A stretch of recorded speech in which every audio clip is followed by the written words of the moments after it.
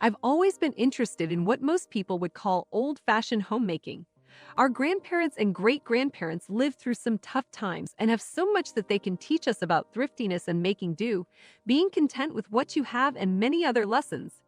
Have you ever wondered how people saved money back in times when money was super tight for everyone, like the Great Depression? There are actually a number of ways that people in the past saved money, and they're definitely still applicable today. Take a look at these 10 old-fashioned money-saving tips from Grandma. There's way more than just these 10 old-school money-saving tips, but I consider these the main and most important frugal living tips. All of these old-time money-saving tips would be even more powerful if combined with a good budget. And unlike your grandma, we're lucky enough to live in a time where budgeting is easier than ever before. Number 1. Make your own. Only in recent times has it become so simple to buy every single thing in a store. Up to 100 or so years ago, people had to make a lot of things by hand, and even if they could buy some things in the store, many choose to make their own versions to save money. And it's healthier as you have no additives or preservatives. If you want to save money, you should try this frugal tips. Start out slow and simple so it's not overwhelming. Make your own cleaning supplies, your own do-it-yourself beauty products, your own gifts.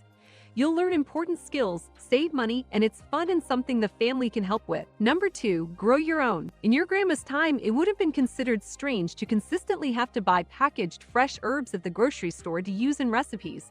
Instead, people kept herb gardens or just small pots of herbs on their kitchen windowsills. And whether they were growing food in a victory garden or just growing food for the fun of gardening, most people had a good amount of fruits and veggies growing in their backyard or on their windowsills.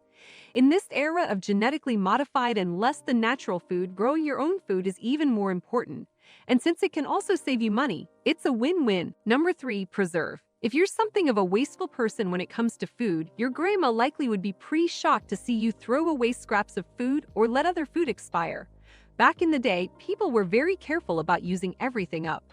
And if they couldn't use up all of an ingredient right away, they'd dry it or can it. Nowadays, you can do the same, or you could just put things in your freezer or use a dehydrator. Number 4. Cut your own. If there's any of these old-fashioned money-saving tips that you should follow, it's this one: cut your own food. Have you ever noticed how a whole watermelon is a more cost-effective purchase than a cut quarter of a watermelon? How a whole chicken is a better value than chicken parts? The minute a grocery store worker cuts food with a knife, the cost of that food goes up because that person has to be paid for their time.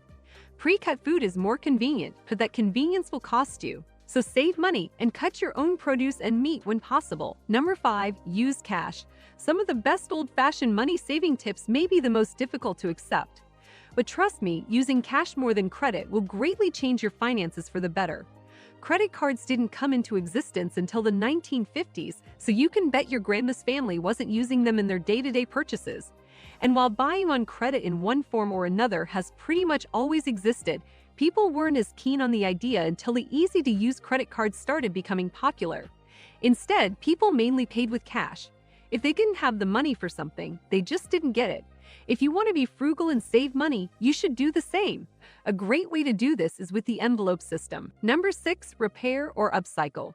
Just as you shouldn't let food bits go to waste, also don't waste scraps of cloth or throw away damaged furniture. Years ago, people did all that they could to make things last as long as possible. Now, while you don't need to be patching holes in your shoes, you should try your best to find new uses for old things or repair damaged furniture. You'd be surprised just how much some hot glue or wood glue can fix. And you can turn all sorts of things into something new and useful. Be creative, use it up, make it do, or do without, and you'll save money. Number 7. Used against new. If you're considering using old-fashioned money-saving tips, one of the easier ones to embrace is the idea of buying used things more often than new.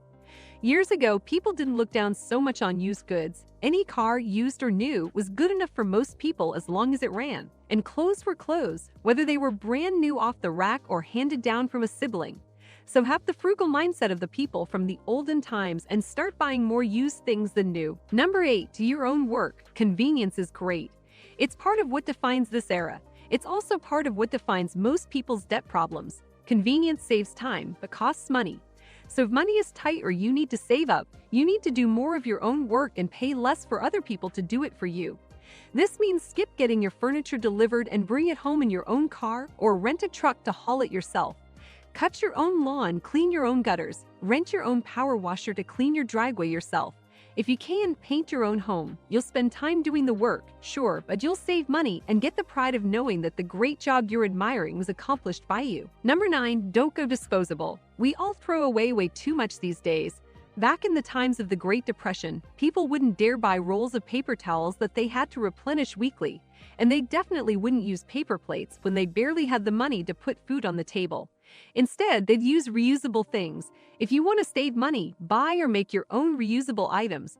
You'll save a lot of money in the long run, and it'll also be better for the environment. Number 10, research purchases. People in the early 1900s and earlier would probably be shocked to see how impulsively many of us shop these days. Back then, people knew the value of money, and as a result wouldn't part with a penny without being sure of the validity of a purchase. They'd compare prices, research different models, try things on, etc. And for most families, if something was more of a want than a need, they wouldn't even consider it. If you adopt similar approaches to spending money and making purchases, you can save a lot. These Depression-era frugal tips worked then, and I'm sure they will work for you too. Do you already use any of these old-fashioned money-saving tips? Also watch other videos on this channel about frugality and how to save money.